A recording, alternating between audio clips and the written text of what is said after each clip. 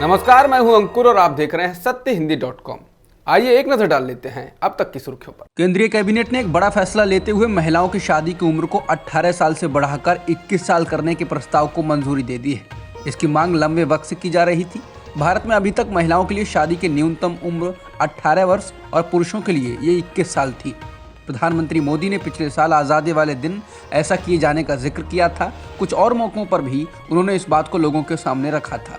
Cabinet की मंजूरी के बाद केंद्र सरकार बाल विवाह निषेध अधिनियम 2006 को लेकर संशोधन पेश करेगी और इसके बाद विशेष विवाह अधिनियम और हिंदू विवाह अधिनियम 1955 में भी संशोधन करेगी।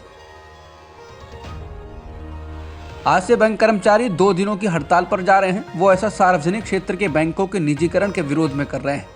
United forum of bank unions के प्रदेश संयोजक महेश मिश्रा ने विज्ञप्ति जारी करते हुए कहा कि इस हड़ताल में सार्वजनिक क्षेत्र की 4000 से अधिक शाखाओं के कार्यरत 25,000 अधिकारी व कर्मचारी शामिल होंगे।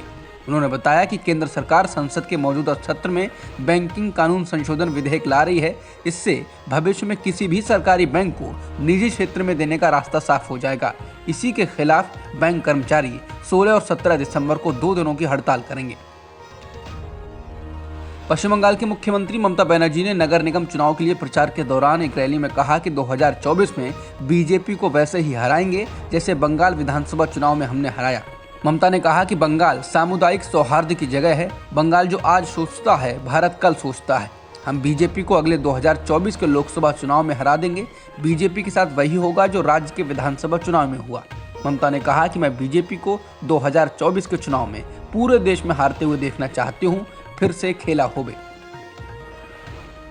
शराबबंदी नीति में संशोधन करने की मांग एक बार फिर जीतन राम मांझी ने उठाई है। उन्होंने अपनी ही सरकार को शराबबंदी को लेकर कटघरे में खड़ा किया। एक कार्यक्रम के दौरान मांझी ने कहा कि कलेक्टर, एसपी, अधिकारी, मंत्री, विधायक सब शराब का सेवन करते हैं। मांझी ने कहा कि अगर पकड़ना है तो सरकार पहले उन्हें पकड़े, गरीबों को क्यों जेल में भेजा जाए। भारतीय किसान यूनियन के नेता राकेश टिकैत ने साफ किया कि वो कोई चुनाव नहीं लड़ने जा रहे हैं। टिकैत ने इसके साथ ही राजनीतिक दलों से आग्रह किया कि वो अपने पोस्टरों में उनकी तस्वीरों या नाम का इस्तेमाल ना करें। समाचार एजेंसी एएनआई ने किसान नेता के हवाले से कहा, मैं कोई चुनाव नहीं लड़ने जा रहा हूं और किसी भी राजनीतिक दल को अपने पोस्टर में मेरे नाम या फोटो का इस्तेमाल नहीं करना चाहिए।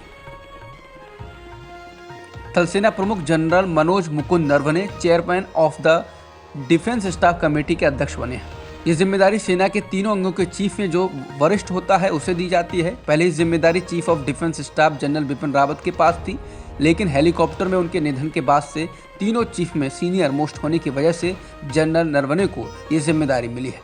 संभावना ये भी लगाई जा रही है कि जनरल मुकुंद नरवणे को सीडीएस के पद की जिम्मेदारी दी जा सकती है। हांगकांग विश्वविद्यालय के एक अध्ययन के अनुसार कोरोना वायरस का ओमिक्रॉन वेरिएंट डेल्टा और मूल कोरोना वेरिएंट की तुलना में लगभग 70 गुना तेजी से संक्रमित करता है। हालांकि इसकी गंभीरता बहुत कम होने की संभावना बताई गई है। विश्वविद्यालय के अनुसार ओमिक्रॉन मूल कोरोना की तुलना में इंसान के फेफड़ों के टिश्यू में कम कुशलता से रेप्लिकेट होता है, या कहें कि 10 गुना कम, और ये संकेत देता है कि इसकी गंभीरता कम है। भारत में पिछले एक दिन में 7,974 कोरोना संक्रमण के नए मामले दर्ज किए गए हैं और 343 लोगों की इस दौरान मौत हुई है। फिलहाल एक्टिव मामले 87,245 हैं। इसके अलावा देश में कुल ओमिक्रॉन वेरिएंट के मामले बढ़कर 73 हो गए हैं। बुधवार को ही देश में कुल 12 ओमिक्रॉन के नए मामले दर्ज किए गए थे। अब तक की खबरों में इतना ही। बाकी खबरों के लिए बने रहिए सत्यहिंदी.com के साथ। सत्य हिंदी का ऐप डाउनलोड करें गूगल प्ले स्टोर पर।